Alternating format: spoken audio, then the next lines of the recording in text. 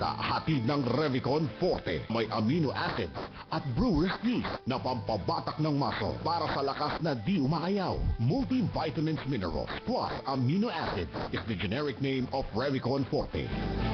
Si Robin Padilla po, kapag araw-araw ang walang tigil na hatak! Buhat! Tulak! Dapat ang muscle mo batak! Siksik sa lakas na di umaayaw. At para batak ang muscle, uminom ng vitamins na may muscle. Revicon Forte. Ito lang ang may amino acids, vitamins, minerals at brewer's yeast. Pampatatag ng muscle, kaya hindi aayaw kahit sunod-sunod ang hatak! Buhat! Tulak! Revicon Forte. Ang muscle na batak! May lakas na di umaayaw.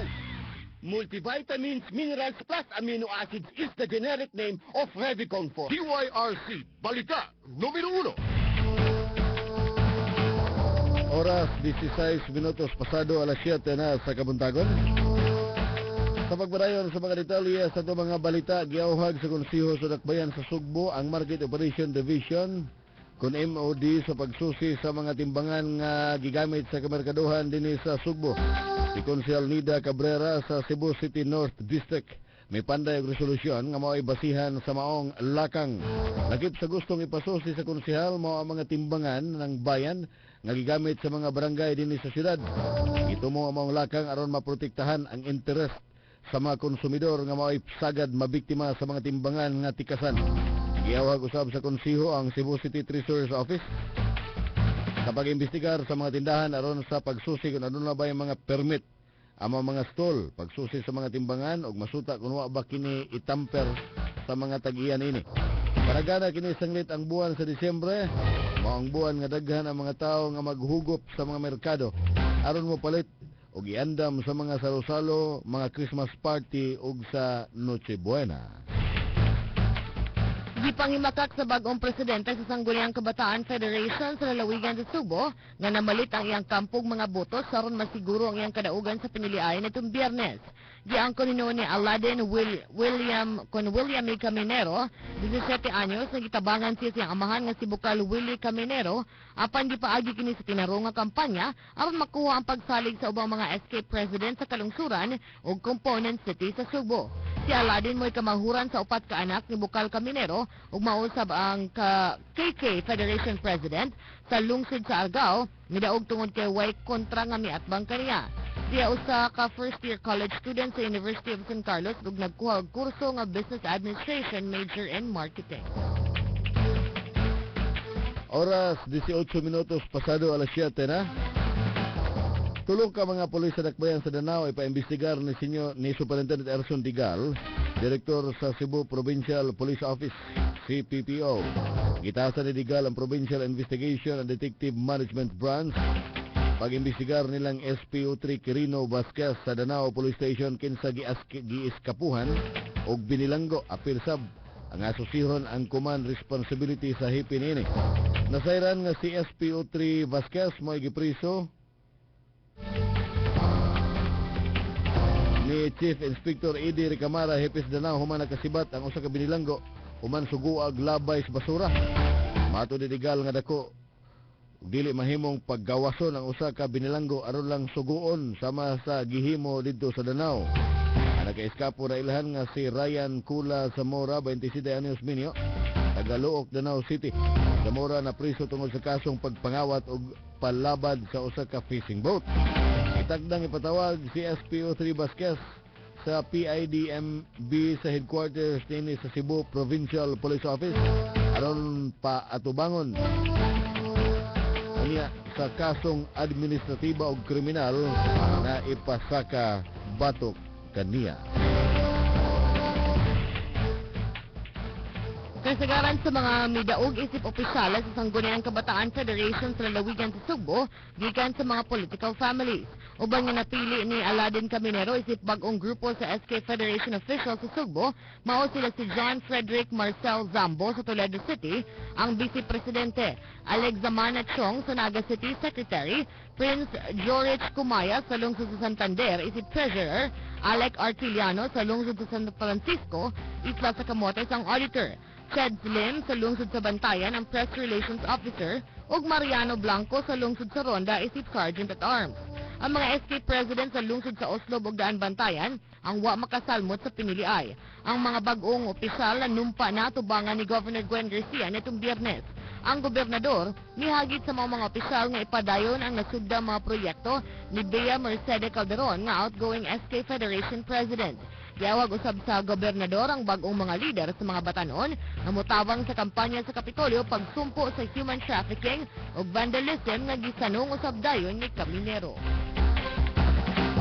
Oras 21 minutos pasado alas 7, gipasalig sa National Meat Inspection Service kon NMIS. Naagi ni Alvin Lial nga luwas kanon sa mga konsumidor. Amad karne nga gipamaligya sa kamerkaduhan kung kini dunay pagtugot gikan sa ilang buhatan.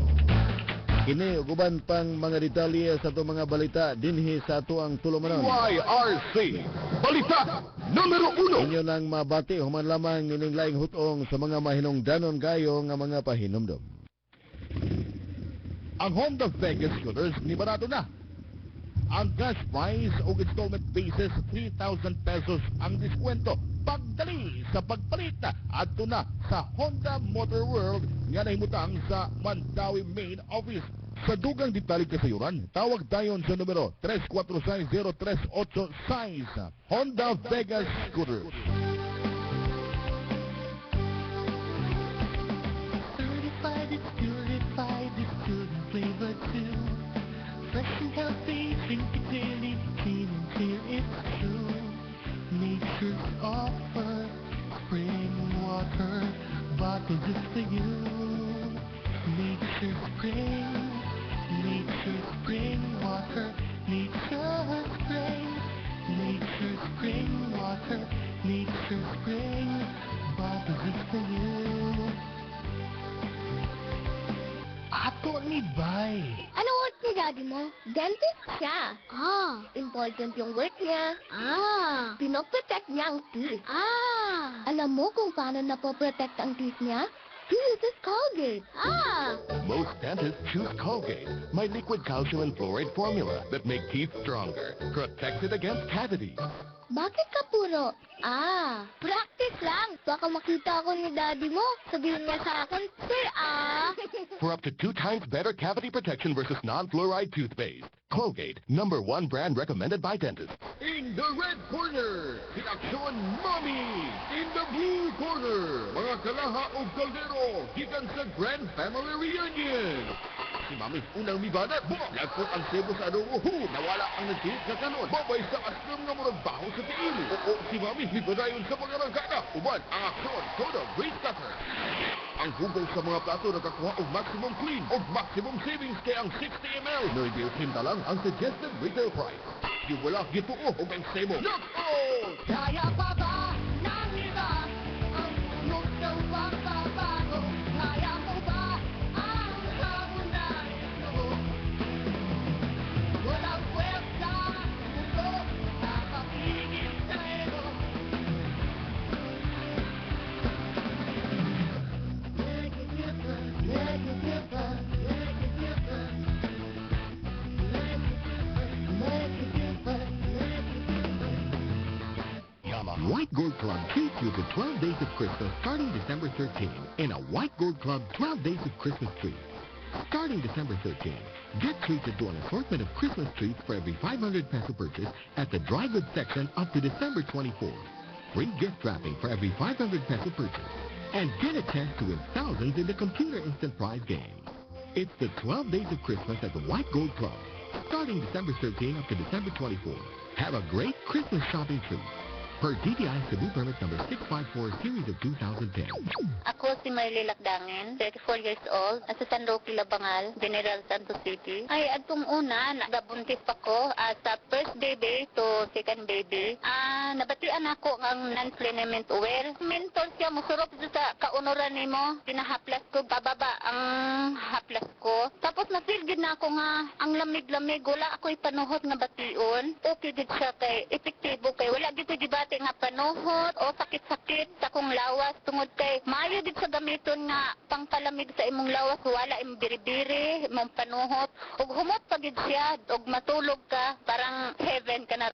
Kaibigan, mas mapalad ka dahil ikaw ay nakinig at naniwala sapagkat ikaw na ang susunod na gagaling. Promise.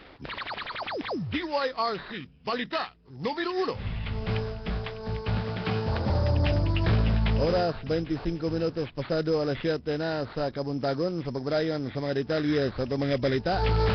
Gipasalig sa National Meat Inspection Service kon NMIS. Pinagi ni Alvin Lial nga luwas kanoon sa mga konsumidor ang mga karne nga gipamaligya sa kamerkaduhan kung kini dunay pagtugot gikan sa ilahang buhatan. Matod pa niya ang Import-Export Assistant o Inspection Division Head sa NMIS Region 7. Ningon nga luwas sa foot and mouth disease ang mga karne nga gipamaligya sa kamerkaduhan din sa Sugbo. Ug usab nila nga gibantayan ang mga supply sa karne gikan sa ubang dapit sa nasod. Labi na sa Luzon nga kasagaran nagpalusot og mga butsa o double dead meat. Karon makasiguro gyud ang mga konsumidor nga luwas ang karne nga ilang pamaliton, kinalang adto sila mopalit sa mga meat traders ug vendors nga narehistro sa ilahang buhatan ug na usab kini meat inspection certificate. Tungod kini sa taas nga demand karon sa karne gumikan sa umabot nga Pasko. Apan gipasidanaan sa opisyal nga embargohon gayud sa mga local government units ang mga karne nga wala giihaw sa rehistradong ihawan ug kadtong naay pamaligya sa daplin sa karsada ug ipamaligya nga way certificate. Katakdang manumpa karong alas 9 sa buntag ang bagong natudlong Regional Director sa Land Transportation, Franchising and Regulatory Board kun LTFRB nga si Ahmed Quizon. Hinoon, gitinaw ni Quizon nga di pa konfirmado kung ani bagid siya sa Region 7 madestino sang nitwa pa siya tagig specific regional assignment. Siya manumpa at ubangan mismo ni Department of Transportation and Communications kun DOTC Secretary Jose de Jesus sa uluhang buhatan. Hinunwa pa'y konfirmasyon kung moasumir ba gilayon silang posisyon ang bagong mga appointees, sanglit doon na pa'y ipahigayon nga orientation, kalabot silang bagong pwesto. Subay niini, iyang gitugan nga si Mary Ann de Mabayaw, ang Supervising Public Relations Officer sa Mactan Cebu International Airport, mawang iyang girekomendar nga may muhulip si ambiyaan nga pwesto, isip Public Affairs Manager. Ang Kanikas Division Chief sa Dakbayan sa Sugbo, Binilda Bacasmas, may gamit usab og espiritual nga lakang aron nga siya makalingkawas. Sa giatuban niya kaso human ang First Division sa Sandigan Bayan, may konbikto kaniya uban sa laing tulo ka opisyal sa Cebu City Hall gumikan sa mga kasong graft. Si Bacasmas si konbikto sa Sandigan Bayan uban kanila ni kanhi City Attorney Alan Gaviola, City Treasurer Eustaquio Sisa, ug kanhi City Accountant Edna Haka tungod sa pagkadispalko sa 11 milyones pesos sa kanhi paymaster nga si Cleofe Dilute. Base sa desisyon sa Sandigan Bayan, sila si Bacasmas, Gaviola, Haka o Sisa gimanduan usab sa anti-graft body na mubayad sa nadispalko nga salapi sa kagamhanan sa Dakbayan sa Sugbo. Ato di Bacasmas nga sa iyang pangidaron nga 72 anyos, dili na siya makasugakod sa bilangguan, busa siya nang hinaot na siya buligan usab sa kaitasan aron nga makalingkawa siya sa maong kaso. Subli niya nga giinsister nga siya inosente sa mao nga hitabo. Oras 28 minutos pasado alas 7. Sugod karong buntaga mga higala inyo na mabati ang ato ang editorial. Dinhi sa ato ang sibyanan sa DYRC Radio Cebu matag human sa atong balita. Ang editorial